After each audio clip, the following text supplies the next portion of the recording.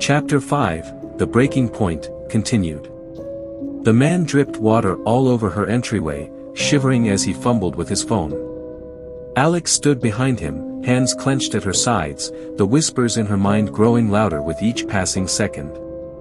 She tried to drown them out, focusing on the soft breaths of her children sleeping upstairs, the echo of David's laughter that still lingered in the corners of their home. But the scent of fear, it was intoxicating. The man's pulse was erratic, a staccato rhythm that called to the darkest part of her, the part that had been starving for years, aching to be let loose. She tried to push it down, to remind herself of everything she had to lose. "You are a mother now, a wife," she told herself. "You are not that woman anymore."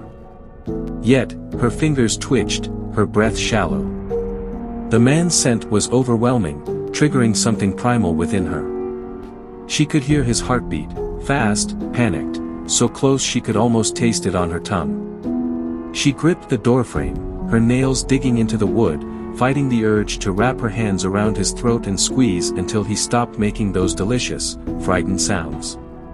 Suddenly, the front door creaked open, and David's familiar scent filled the air, grounding her momentarily.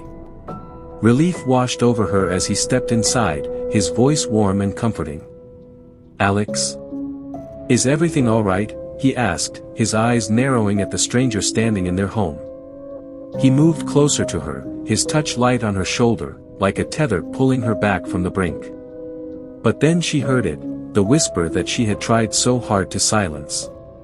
"He's seen too much. He knows you. He's a threat."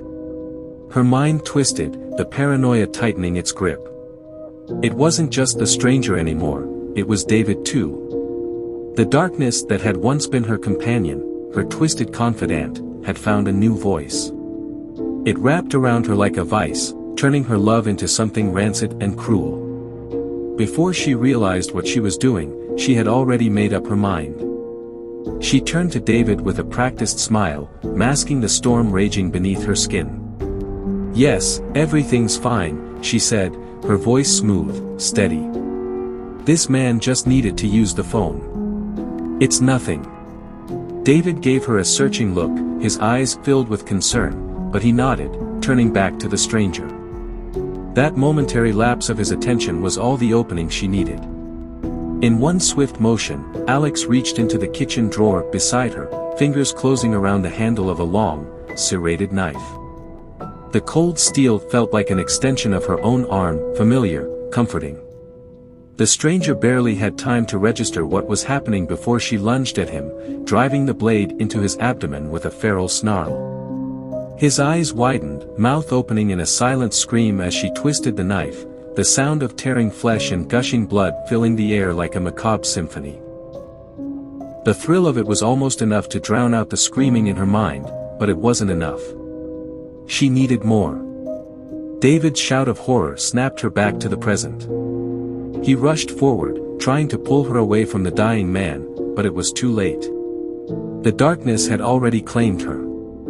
"Alex, stop. What are you doing?" he pleaded, his voice raw with confusion and terror. But she couldn't stop. Not now. Not when the beast inside her had finally been unleashed. As the stranger's body slumped to the floor, Alex turned on David, her blind eyes wide, wild with a mixture of rage and ecstasy. "David," she whispered, her voice a low, manic growl. "You should have stayed away." He stumbled back, disbelief etched across his features. "Alex, please, think of the kids. This isn't you." But that was the problem, it was her.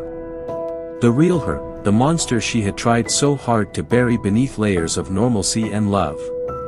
The facade had cracked, and there was no going back now. Before he could reach for his phone, she was on him. The knife flashed in the dim light, slashing across his chest, the blade biting deep into muscle and bone. He screamed, a sound so raw and guttural it sent a thrill of excitement through her veins. She straddled him, pinning him to the floor, her hands slick with blood as she drove the knife into him over and over. David's eyes were wide with shock, his lips trembling as he tried to speak. But all that came out was a wet gurgle as blood bubbled up from his throat. She leaned in close, her lips brushing against his ear as she whispered, "I'm sorry. I tried to be good. I really did." But there was no remorse in her voice, only a twisted sort of relief. She kissed him one last time, her lips coated in his blood, tasting the life as it drained from him. His body spasmed beneath her, then went still, his eyes glassy, lifeless. For a moment, there was silence. Only the sound of her ragged breathing, the rhythmic drip of blood pooling around her. The darkness was quiet now, sated. But as the euphoria faded, reality crashed in, bringing with it a tidal wave of horror. She looked down at David's lifeless body, the man who had given her a second chance at life, who had loved her despite all her scars. His blood was on her hands, seeping into her skin, a stain that would never wash away. The cries of her children drifted down the hallway, piercing the heavy silence. The sound broke her, shattering whatever was left of her sanity. The knife slipped from her hands, clattering to the floor as she stumbled back, her mind a chaotic mess of screams and sobs. What had she done?